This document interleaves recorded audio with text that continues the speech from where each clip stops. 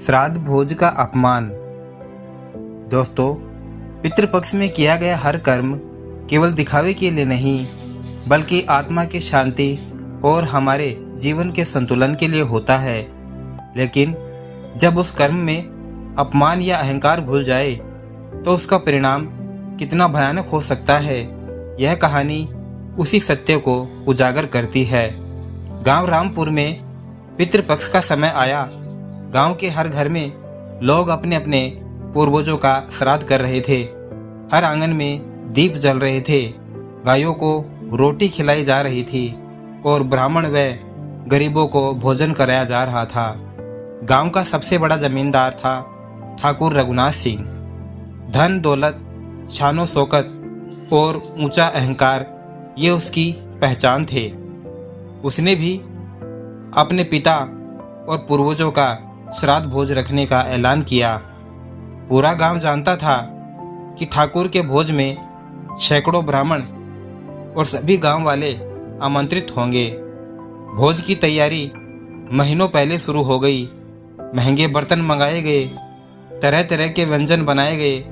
लेकिन इन सबके बीच ठाकुर का इरादा कुछ और ही था। वह बार बार अपने नौकरों से कहता, भोज ऐसा होना चाहिए कि लोग मेरी अमीरी के गीत गाए। कौन सा व्यंजन है जो बचना नहीं चाहिए, लेकिन ध्यान रहे जो भी आए उसे मेरा एहसानमंद होना चाहिए। लोगों ने समझा कि ठाकुर यह श्राद्ध भोज अपने पूर्वजों की आत्मा की शांति के लिए नहीं बल्कि अपने अहंकार और दिखावे के लिए कर रहा है। श्राद्ध भोज के दिन दूर दूर से ब्राह्मण और गरीब लोग आए। सब लाइनबद्ध होकर बैठ गए। ठाकुर सोने की कुर्सी पर बैठा हुआ जैसे राजा कोई दावत दे रहा हो। भोजन परोसने की शुरुआत हुई। पहले ब्राह्मणों को, फिर गांव के अन्य गरीब और जरूरतमंदों को खाना दिया गया। लेकिन तभी ठाकुर ने देखा कि एक फटे पुराने कपड़े पहना बूढ़ा ब्राह्मण भी लाइन में बैठा हुआ है। तो उसे देखकर ठाकुर चिल्लाया, ए बड़ऊ, तेरी औकात है यहाँ बैठने की?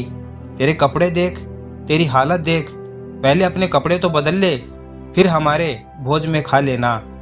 पूरा माहौल सन्न हो गया। बूढ़ा ब्राह्मण उठ खड़ा हुआ। उसकी आंखों में आंसू थे। उसने शांत स्वर में कहा, ठाकुर, यह भोज तुम्हारे पूर्वजों की आत्मा की शांति के लिए है। अपमान करके दिया गया अन्न न उन्हें स्वीकार होगा और न तुम्हें शांति देगा। लेकिन ठाकुर हंसते हुए बोला, चुप कर, तू भीख में खाता है और मुझे उपदेश देता है। बूढ़ा ब्राह्मण दुखी होकर वहां से चला गया। भोज खत्म हुआ। सब लोग पेट भरकर चले गए। ठाकुर गर्व से अपने दोस्तों से कहने लगा, देखा कैसा भव्य भोज हुआ। अब सब गांव में हमारी ही चर्चा करेंगे।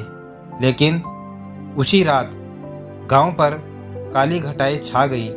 आकाश में बिजली कौंधी और भयंकर तूफान उठा। ठाकुर का विशाल घर अचानक आग की लपटों में घिर गया।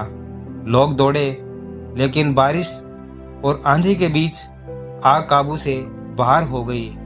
उस आग में ठाकुर का पूरा अनाज भंडार, उसकी संपत्ति और यहाँ तक कि उसके सभी मवेशी जल गए। ठाकुर और उसका परिवार किसी तरह जान बचाकर बाहर निकले। सुबह तक आग ने सब कुछ राख कर दिया था। पूरा गांव इकट्ठा हुआ। लोग आपस में कहने लगे, यह सब उस बूढ़े ब्राह्मण का अपमान करने का नतीजा है। पितृपक्ष में जब किसी को भोज कराने में भी अहंकार और अपमान घुल जाता है तो पितर नाराज हो जाते हैं। ठाकुर रोते हुए अपने माथे पर हाथ रखकर बैठ गया। उसे अब एहसास हुआ कि श्राद्ध भोज में दिखावे के लिए नहीं बल्कि पूर्वजों और जरूरतमंदों की आत्मा को संतुष्ट करने के लिए किया जाता है। वह बोला, मैंने गलती की कि मैंने उस बूढ़े ब्राह्मण का दिल दुखाया, यही मेरे पिता का अपमान था। उसने गांव वालों को बुलाकर कहा, अब मेरे से गलती जो हुई है मैं उसका पश्चाताप करूंगा और भोज दिखावे के लिए नहीं होगा। मैं पहले भूखे को सम्मान से खिलाऊंगा, चाहे वह किसी भी हालत में क्यों न हो। ठाकुर ने उसी दिन से अपनी सोच बदल दी। उसने गांव के गरीब बच्चों के लिए रोज भोजन का प्रबंध किया और उसने ब्राह्मणों और जरूरतमंदों को आदर से बुलाकर भोजन कराया। धीरे धीरे गांव वालों का विश्वास लौटा, लेकिन ठाकुर का महल कभी वापस नहीं बना। वह हमेशा एक सामान्य घर में रहा। उसने सबको यही शिक्षा दी कि श्राद्ध भोज का असली उद्देश्य पूर्वजों की आत्मा की तृप्ति है, न कि अपनी शानो शौकत का दिखावा। और जो भी इसमें अपमान करता है उसका अहंकार उसी रात जलकर राख हो जाता है। तो दोस्तों, यह कहानी हमें सिखाती है कि श्राद्ध भोज का असली उद्देश्य पूर्वजों की आत्मा की तृप्ति है, न कि दिखावा। अपमान से किया गया भोज पाप बन जाता है, इसलिए हमेशा विनम्रता और सम्मान से कर्म करें।